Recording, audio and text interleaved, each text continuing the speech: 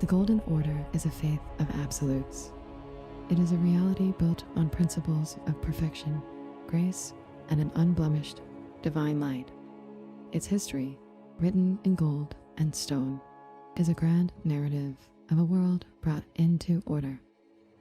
A world where the chaotic, indistinct soup of primordial life was separated, categorized, and scrubbed clean by the will of a god. This obsession with order is its defining feature. But beneath the gilded histories of demigods and heroes lies a more human, more terrestrial truth. Some curses are not decreed by the heavens, but are instead forged by fear, a fear of what cannot be controlled. This is the story of the Omen, a story that begins not with a divine pronouncement, but with a scream in the birthing bed. A child is born not with grace, but with gnarled horns, with rugged grayish skin, and eyes that glow with a savage, unsettling light. They are born into every class, from the lowest commoner to the highest royalty, a biological lottery of damnation. In the meticulously ordered world of the Golden Order, to be born Omen is to be born as living blasphemy. The official story, the one presented to us through the suffering we see across the lands between, is one of righteous and necessary persecution. The Omen are reviled for their appearance, and the Order's response is as swift as it is brutal. Those commoners born with the curse are subjected to a horrific mutilation. The Omen killer cleaver is described as the blade of this huge, loathsome cleaver comprises a row of amputated Omen horns, weapon of slaughter wielded by Omen killers. The hideous horns cause blood loss, adding vibrant colors to the ongoing mayhem. This was not surgery. It was a ritual of purification through butchery, an act so violent that most infants did not survive. The few who did were cast out, their faces sometimes hidden behind the mocking ceramic of an Omen smirk mask, whose visage is described as being carved in the image of the evil spirits that haunt the Omen in their nightmares. A breathtaking act of psychological cruelty.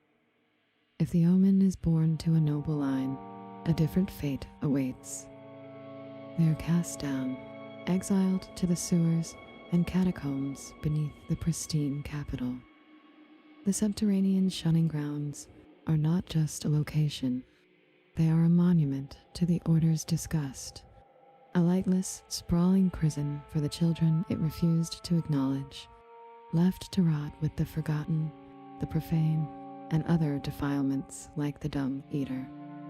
This narrative is simple, carefing, and easy to accept.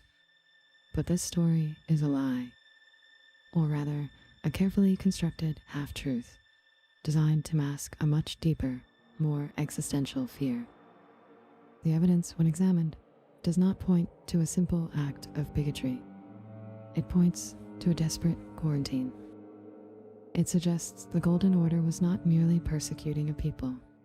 It was trying to contain a metaphysical contagion. The cracks in this official story appear when we examine the Golden Order's most revered warriors, the Crucible Knights. If the physical marks of the ancient world were so utterly reviled, why were they proudly displayed by the champions of Godfrey, the first Elden Lord?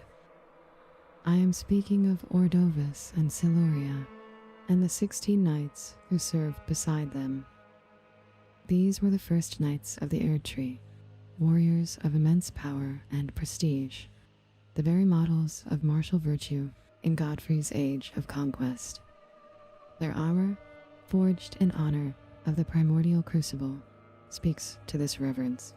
It holds the power of the crucible of life, the primordial form of the Erdtree, strengthens aspects of the crucible incantations.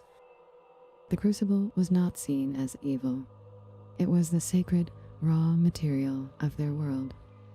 These knights, channeling its power to sprout wings of light and tails of energy were not shunned.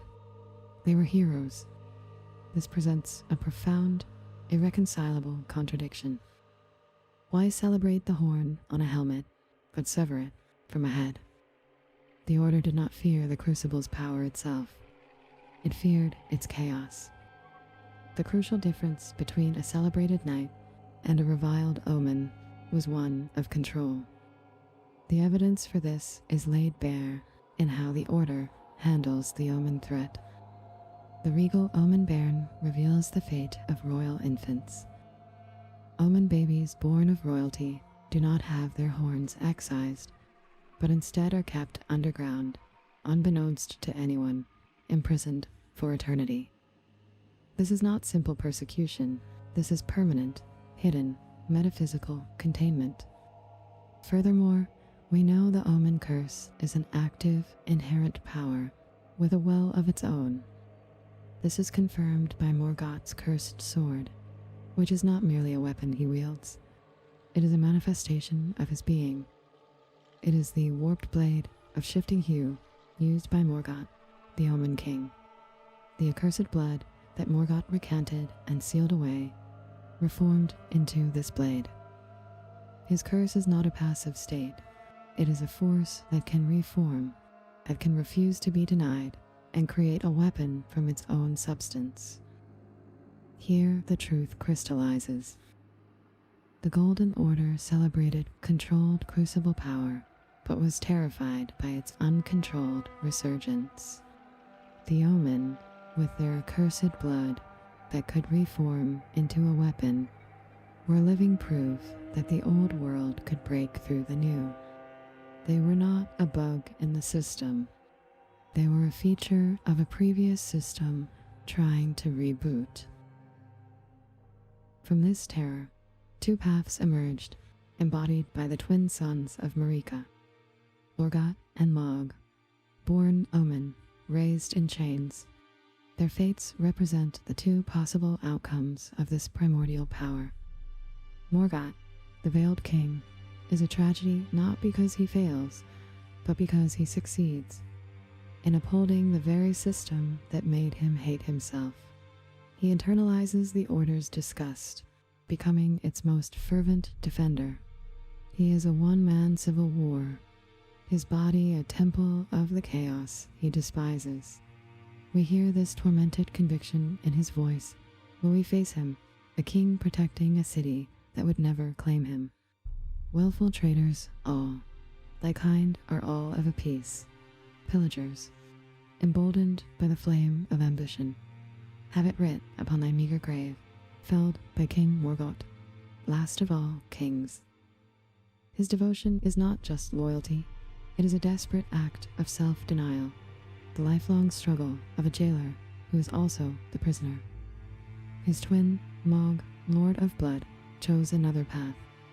Where Morgott internalized society's hatred, Mog chose to rebel, twisting his curse into a crown. He fled the sewers and sought a new source of power in the Formless Mother, a mysterious outer god. But his rebellion is not one of liberation. It is a perverse mimicry of the system that rejected him. He seeks to build his own dynasty, to anoint his own god king by abducting his half-brother Miquella. In doing so, he proves the Order's deepest fear correct, that this untamed power, once embraced, seeks only to corrupt, to dominate, and to impose its own bloody will upon the world. In the end, the Omen curse was never truly about horns, or blood, or blasphemy. It was about power, and what a broken world does to those it cannot own. The cruelty of the Golden Order is not excused, but it is recontextualized. It is the visceral terror of a civilization discovering a fundamental law of its reality beginning to fray. It is the fear of a world coming undone, a primordial truth born in chains and buried to be forgotten. That's the end of the video. Thanks for watching, and I'll see you in the next one.